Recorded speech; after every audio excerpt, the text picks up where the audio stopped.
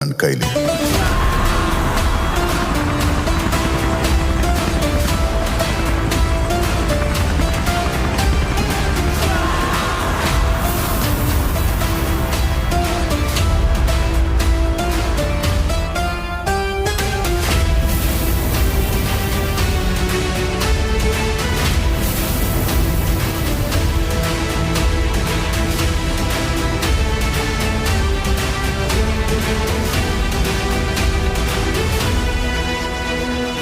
ಅವನನ್ನ KGF ಕಳಿಸಿದ್ದು ಗರುಡನ್ನು ಹೊಡೆಯೋದಕ್ಕೆ, ಆದ್ರೆ ಅವನು ಹೋಗಿದ್ದು KGF ನ ಆಳೋದಕ್ಕೆ.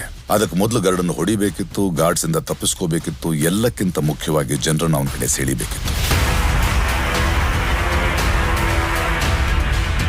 ಅದಕ್ಕೆ ಶಾರ್ಟ್ ಸರ್ಕ್ಯೂಟ್ ಮಾಡ್ದ, ವೈಟ್ ಲೈನ್ ದಾಟ್ದ. ಆದ್ರೆ ಮೊದಲು ಅವನು ಹೋಗಿದ್ದು ವಿರಾಟ್ನ ಹೊಡೆಯೋಕೆ. ಅಲ್ಲಿಂದ ಆ 3 ಜನ ಕೈದಿಗಳಲ್ಲಿ ಒಬ್ಬನಾಗಿ ಬಂದು ಎಲ್ಲರ ಮುಂದೆ ಗರುಡನ್ನು ಕೊಂದ